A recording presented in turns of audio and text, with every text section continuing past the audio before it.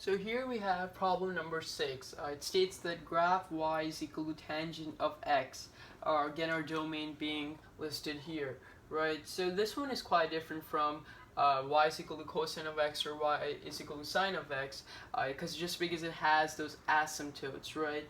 So let's just start graphing this. And again, always remember, if you don't remember values of tangent of x, right, obviously you can look back at your unit circle, but really if you have remembered the values for sine of x and cosine of x, really tangent of x is the same thing as sine of x divided by cosine of x. So for any particular angle, you can just substitute those values in and obviously divide to get that ratio for tangent of x. Now we have our graph here, right? And again, I'll just make this larger, but we want to divide it into 4 intervals, right? Because we are going up to 2 pi. So we have, obviously this is 0, pi over 2, then we have pi, 3 pi over 2, and 2 pi. So at 0, tangent of 0 is 0. At pi over 2, there is an asymptote. Reason being sine of pi over 2 is 1, cosine of pi over 2 is 0.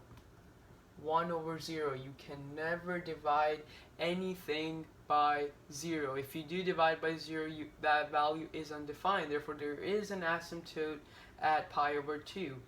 So there's an asymptote here.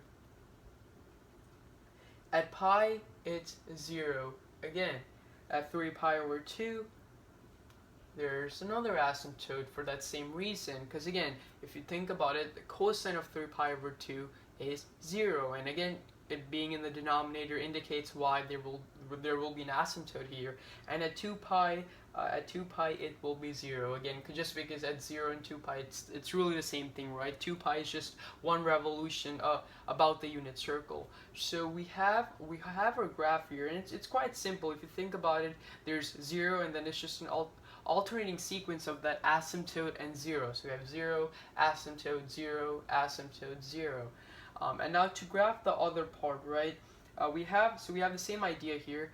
So at negative pi over 2, if you recall again, I said that for tangent of x, it's that same idea that tangent of negative x is equal to negative tangent of x.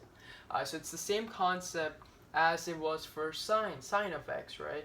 And so for negative pi over 2, if we graph this, right? So the first thing I want to do is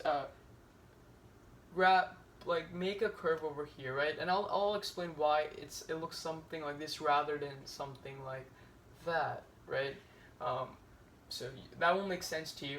For now, let me just graph this portion of the curve that covers the negative x value. So for negative pi over 2, it makes sense that tangent of negative pi over 2 is equal to negative tangent of pi over 2. However, at pi over 2 it's undefined, so it doesn't really matter if we're multiplying that by a negative sign, right? There's still going to be an asymptote there. So there's an asymptote here. Now comes negative pi, right? And now you probably understand, you get the idea that the negative sign here isn't doing much because we have values that are either 0 or undefined. So obviously if you multiply a negative value by undefined, well, that's just undefined. Similarly, if you multiply a negative value by 0, that's still gonna be 0. So at negative pi, right, it's just gonna be 0. And then we have negative, so we have negative pi over 2, negative pi, and then we have negative 3 pi over 2. And at negative 3 pi over 2, again, looking at, we have an asymptote here, so we will be having an asymptote here. And then a negative, at 2 pi here, we had 0, right? And so at negative 2 pi here, right, because this is negative 2 pi, it's gonna be 0 as well, again, because that negative sign over here isn't doing much. We will either multiply negative by 0 or negative by an undefined value. It doesn't really change anything, right? We still have those asymptotes and those zeros. So when we graph this, again, this is going to look something like that.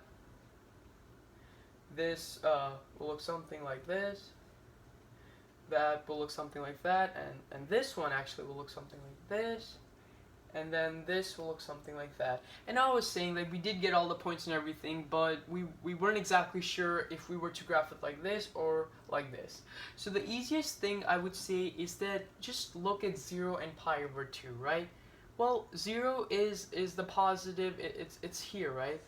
Your angle is somewhere here. Pi over 2 is this one. So we're really looking at the first quadrant, right? If that makes sense to you, we're looking at the first quadrant. And in the first quadrant, we know that tangent of x must be positive. In fact, any trigonometric function, and you take a particular angle, that ratio in the first quadrant must be positive. Therefore, you can see here that any value, that all the values from 0 to pi over 2 should be positive. Therefore, it cannot go something like this, because if it was to go something like that, well, then you're really seeing that from 0 to pi over 2 you're having negative values, which is obviously wrong. So you are going to be graphing like this, and then you continue that pattern, and so it's the same concept that applies, right? Even for 3 pi over 2, when we're looking at 3 pi over 2, 3 pi over 2 to 2 pi, it makes sense that that is referring to the fourth quadrant here, right? And in the fourth quadrant, only cosine is positive, tangent is obviously negative, so therefore we see that the value here, instead of the curve being something like this, right, it's not positive, rather it is negative. So that's how the graph of tangent of x really looks like. Now I can go over the x-intercept. Again, it's quite simple. X-intercepts are, your x-intercepts here are really just wherever your graph is crossing the x-axis. So here it will be 0, 0, pi, comma 0, 2 pi, comma 0, right? We have negative 2 pi, comma 0, then we have negative pi, comma 0.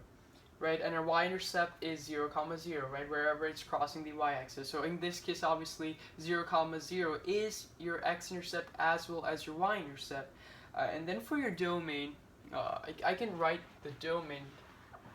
So your domain here, right, is, you're gonna say something like it is all real numbers, again, such that obviously x is between negative 2 pi, right? So it's greater than or equal to negative 2 pi, and then it's less than or equal to positive 2 pi.